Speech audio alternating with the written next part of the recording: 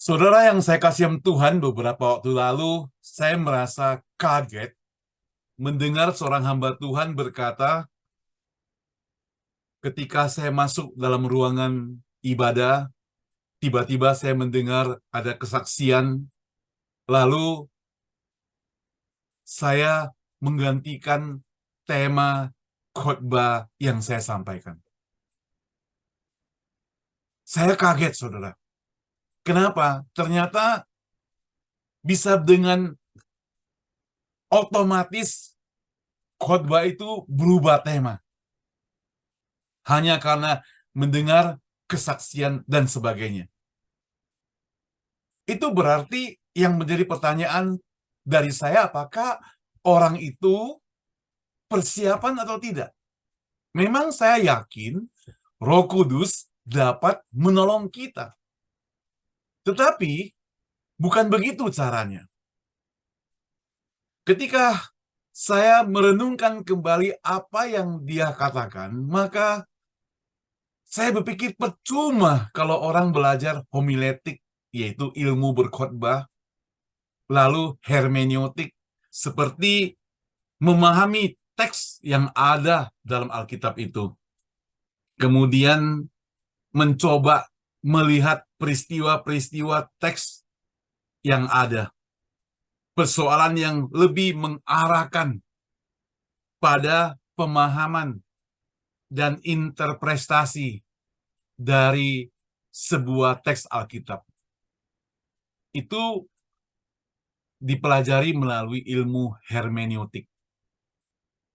Seorang hamba Tuhan katakan kepada kami di kelas, dia katakan, seorang pendeta itu mesti mempersiapkan sebuah khotbah itu paling sedikit 19 jam di dalam satu khotbah. Itu yang tidak diketahui oleh jemaat Tuhan. Waktu dulu saya belum melayani Tuhan, saya juga pikir demikian sebelum masuk seminari. Waktu masih kuliah, saya dengar orang berkhotbah, saya pikir, gampang. Hanya ngomong 1 jam atau 45 menit, bisa, saya juga bisa. Baca-baca buku, baca Alkitab, ngomong-ngomong begitu aja bisa. Cari-cari contoh sebagai ilustrasinya, gampang sekali. Setelah saya masuk seminari, bergumul dengan firman Tuhan secara bertahun-tahun, saya merasa hal ini keliru. Kita mesti pelajari berbagai hal, dan itu digumulkan setiap saat waktu kita ada di mimbar berkhotbah. Saya sendiri bukan ahli homiletik, hermeneutik, tapi paling sedikit dari apa yang saya renungkan setiap hari, yang saya khotbahkan setiap minggu, saya coba untuk share buat kita apa pergumulan-pergumulan yang ada ketika seorang pendeta, hamba Tuhan, penginjil, ataupun pengkhotbah awam mau menyampaikan firman Tuhan. Mungkin lebih dalam daripada itu, tapi karena saya hanya sampaikan yang singkat ini untuk orang-orang awam, jemaat Tuhan, supaya kita sama-sama mengerti, maka ada beberapa tahap. Pertama, dalam persiapannya, apa yang perlu dia lakukan? Yang pertama tentu doa. Dia perlu doa. Sebagai seorang hamba Tuhan, pendeta, penginjil, pengkhotbah, ataupun pengkhotbah awam, atau pelayan Tuhan termasuk guru sekolah minggu, dia perlu mempersiapkan diri dengan doa. Doa itu datang kepada Tuhan, mohon supaya Tuhan menyucikan si pengkhotbah, mengampuni dosanya, mencerahkan pikirannya, bahkan hatinya ketika dia sampaikan firman Tuhan, bukan kepentingan diri sendiri, bukan untuk mencela orang lain, bukan untuk mengata-ngatai, bukan untuk menghina, bahkan bukan untuk memuji diri sendiri.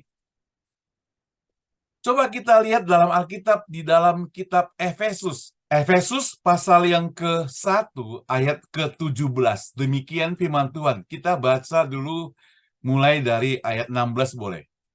Aku pun tidak berhenti mengucap syukur karena kamu, dan aku selalu mengingat kamu dalam doaku, dan meminta kepada Allah, Tuhan kita, Yesus Kristus, yaitu Bapa yang mulia itu, supaya Ia memberikan kepadamu roh hikmat dan wahyu untuk mengenal Dia dengan benar.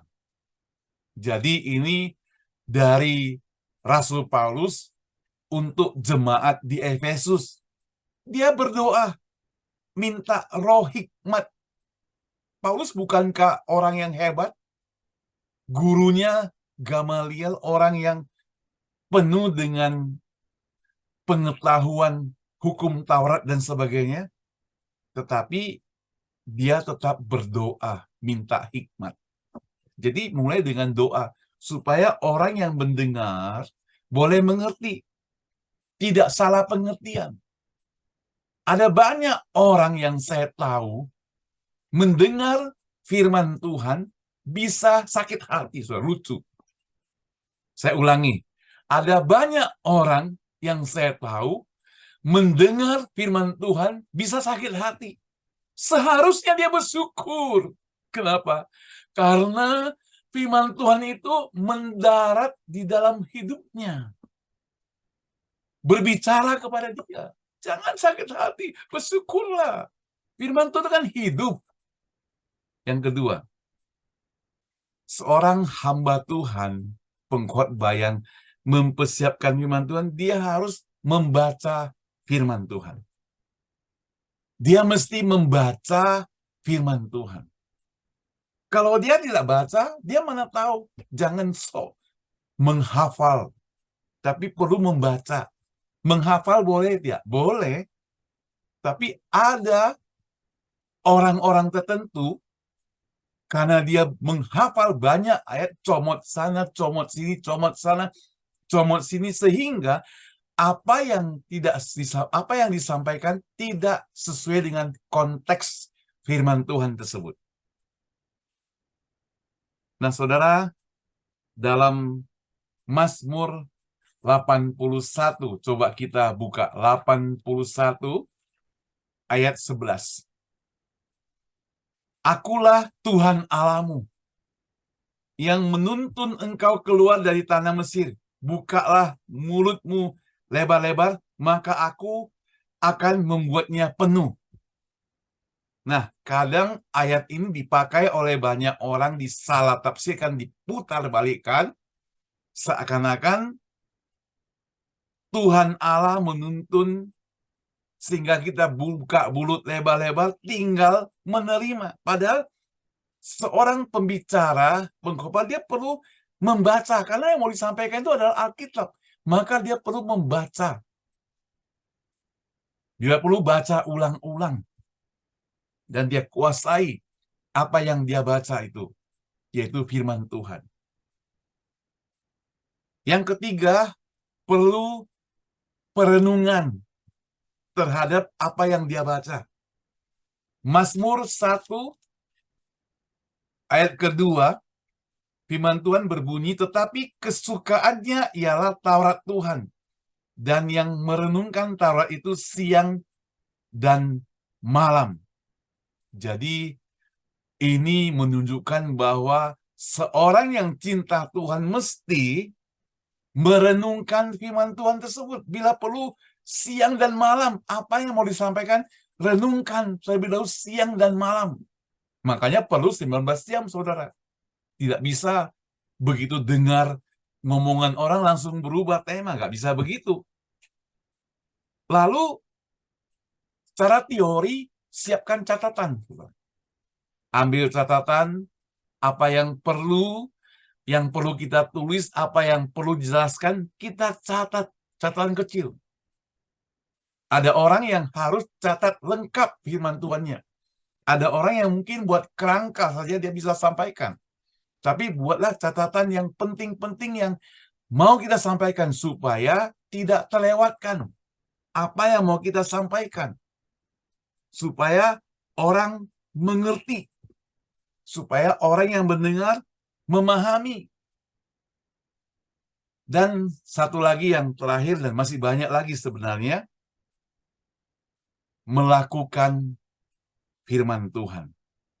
Melakukan firman Tuhan. Saudara yang saya kasih Tuhan, akan jadi hambar. Akan jadi omongan kosong saja. Bila yang disampaikan oleh seorang hamba Tuhan tidak dilakukannya. Sia-sia. Hanya berupa teori.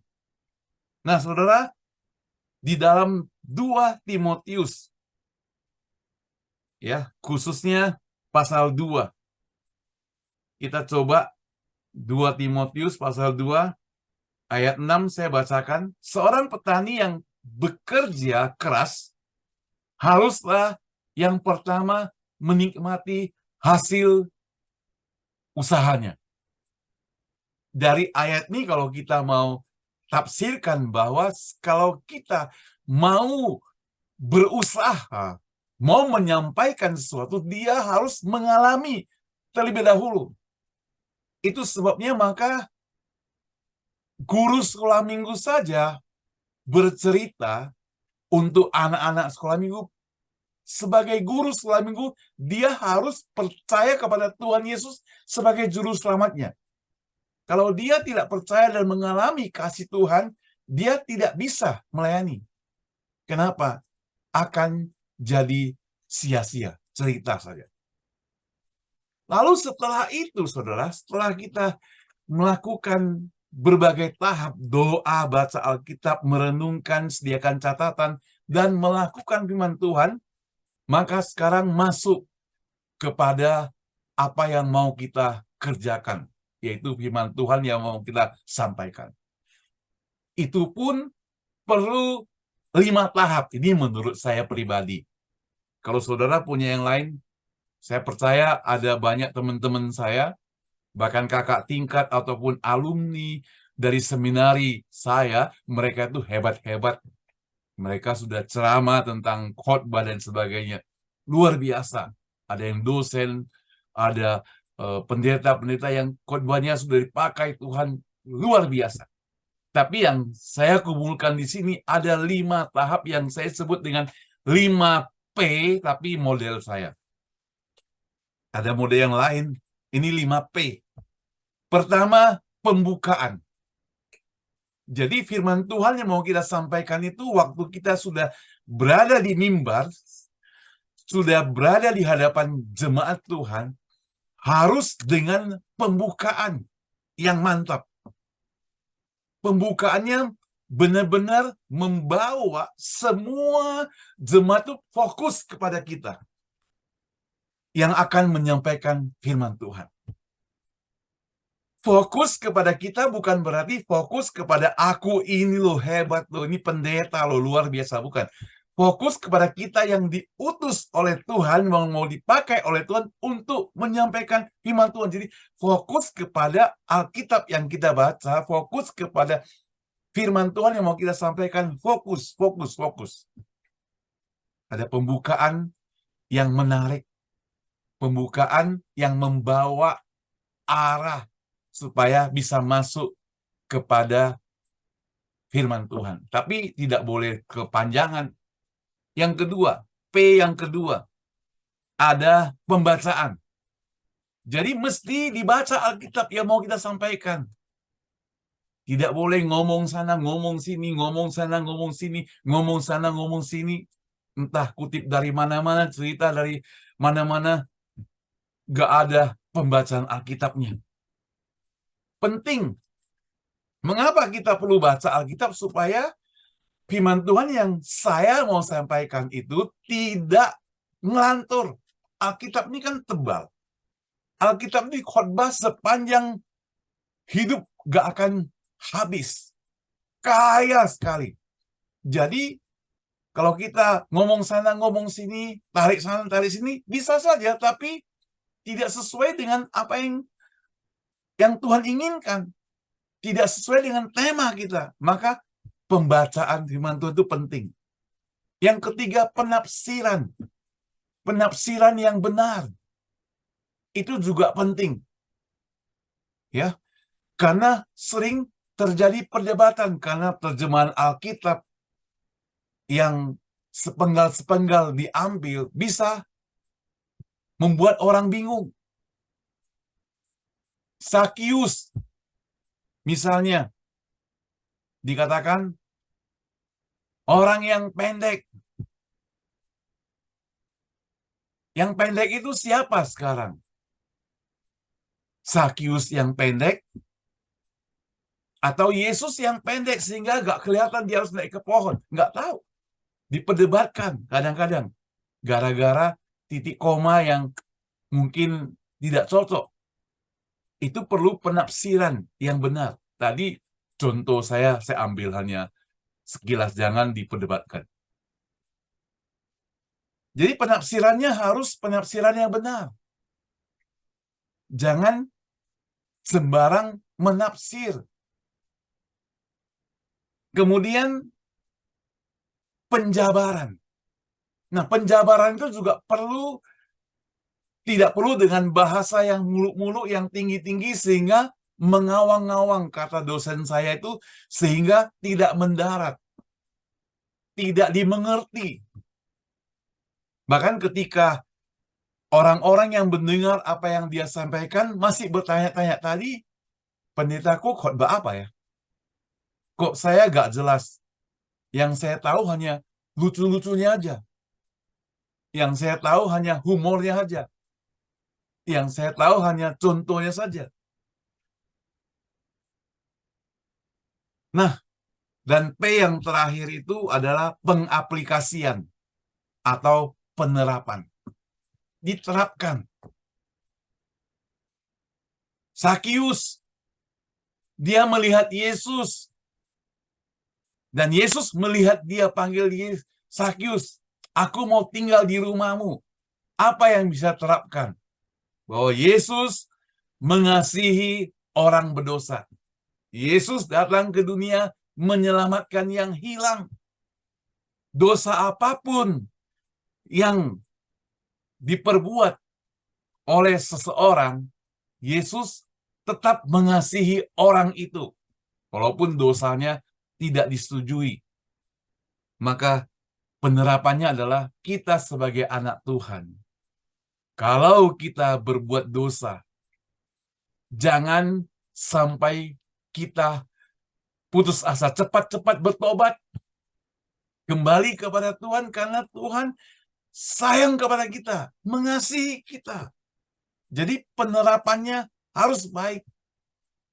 Bagaimana mengajak anak Tuhan itu tetap setia kepada Tuhan melalui penerapan firman Tuhan. Jadi ada 5P yang saya mau sampaikan. Dan dalam penerapan itu mesti kita fokus karena semua firman Tuhan yang kita sampaikan mesti sentralnya adalah Yesus Kristus. Kita mesti menyampaikan bahwa Yesus sebagai juru selamat mereka melalui apa yang kita jabarkan, Alkitab kita itu. Pusatnya adalah Kristus sebagai sentral. Jadi ada 5P, 1 pembukaan, 2 pembacaan, 3 penafsiran, 4 penjabaran, dan 5 pengaplikasian, penerapan bahwa ada Yesus yang perlu dan penting untuk kita sampaikan. Nah, saudara, inilah beberapa hal yang saya pergumulkan sampai hari ini. Dan saya mencoba untuk mempraktekkan setiap firman Tuhan mau disampaikan. Jadi firman Tuhan itu seperti pedang bermata dua. Terlebih dahulu menusuk ke saya, arah saya, baru menusuk ke arah saudara. Jadi saya harus mendengarkan. Waktu saya duduk menyampaikan firman Tuhan, saya mengalami dulu. Saya ditegur terlebih dahulu. Saya dinasehati terlebih dahulu. Jadi jangan GR. Jangan baper, sedikit-sedikit marah, sedikit-sedikit cemberut, sedikit-sedikit ngambek dan sebagainya. Itu sudah ketinggalan zaman. Tapi ingat, kalau firman Tuhan menegur kita, itu berarti firman Tuhan itu hidup. Saya ulangi, kalau firman Tuhan menegur kita, itu berarti dia hidup. Dan kalau tepat kita orangnya, itu berarti firman Tuhan berbicara pada kita. Bersyukurlah. Kiranya saudara, apa yang saya sampaikan menjadi berkat buat kita sekalian, terutama saya yang menyampaikan hari ini. Saya menerima berkatnya terlebih dahulu. Sampai bertemu kembali. Mari kita berdoa. Bapa di surga, terima kasih untuk perenungan singkat ini. Biarlah apa yang kami sharekan itu sungguh-sungguh membuka hati, membuka pikiran, menjadi satu pengetahuan bagi setiap anak-anak Tuhan bahwa firman Tuhan yang hamba-hamba Tuhan sampaikan itu begitu penting karena mereka sudah mempersiapkan diri lebih dari 10 jam, 19 jam, dan sebagainya. Mereka sudah pergumulkan, membaca firman Tuhan, berdoa, mengalaminya. Mereka sudah menafsirkan, mereka sudah berusaha mencari segala sesuatu referensinya, sampai mencari penerapan yang terbaik buat anak-anak Tuhan. Bersyukurlah. Mari kita bersyukurlah kepada Tuhan. Terima kasih Tuhan untuk firman Tuhan yang indah, yang setiap minggu kami dengar di gereja, dimanapun berada. Di dalam nama Tuhan Yesus kami berdoa. Amin. Tuhan Yesus memberkati kita semua.